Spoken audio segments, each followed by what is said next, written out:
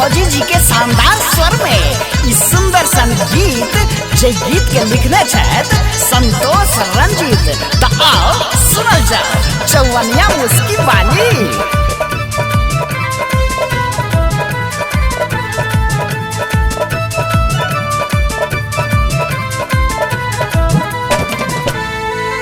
देखू सदखनी देखू सदखनी देखू सदखनी करे बबाल चौवनिया मुस्की वाली। देखू सदखनी करे बबाल चौवनिया मुस्की वाली।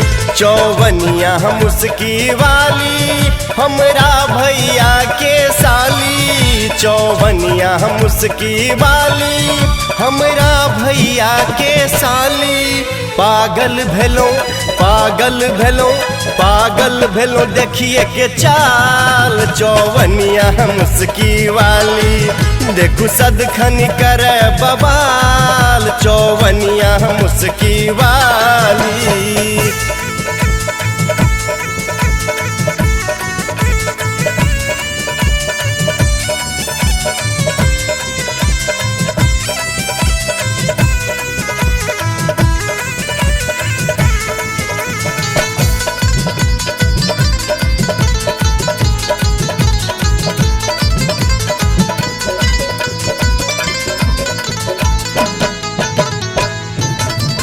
एकर नैन दुनू कजरारी चल भैया दिल पर कटारी।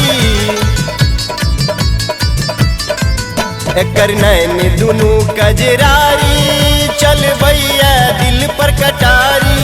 गोलगप्पा सन गोलगप्पा सन गोलगप्पा सन दुनू गाल चौवनिया मुस्की वाली।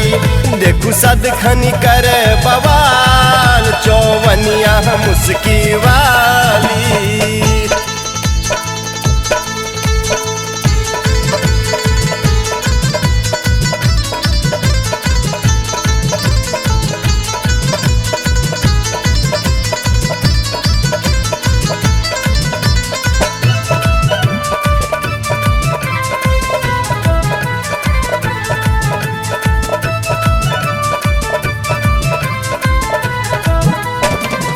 एकर देखी गर्दन सुराही केकरा ने पानी चाही। एकर देखी गर्दन सुराही केकरा ने पानी चाही।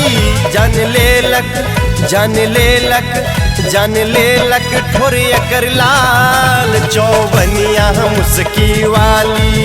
देखू सदखनी करे बवाल चौवनिया मुस्की वाली।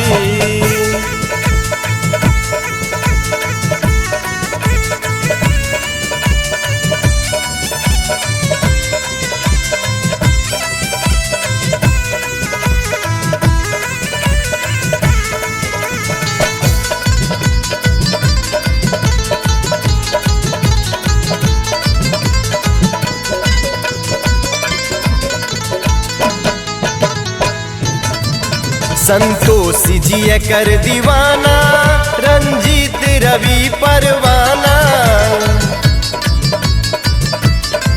संतोष जी एकर दीवाना रंजीत रवि परवाना। देखी फौजी देखी फौजी देखी फौजी भेला बेहाल चौवनिया मुस्की वाली। देखू सदखनी करे बवाल चौवनिया मुस्की वाली।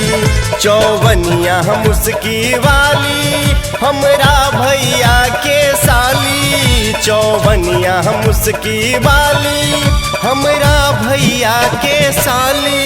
पागल भेलो पागल भेलो पागल भेलो देखिए के चाल चौवनिया मुस्की वाली। देखू सदखनी करे बवाल चौवनिया मुस्की वाली।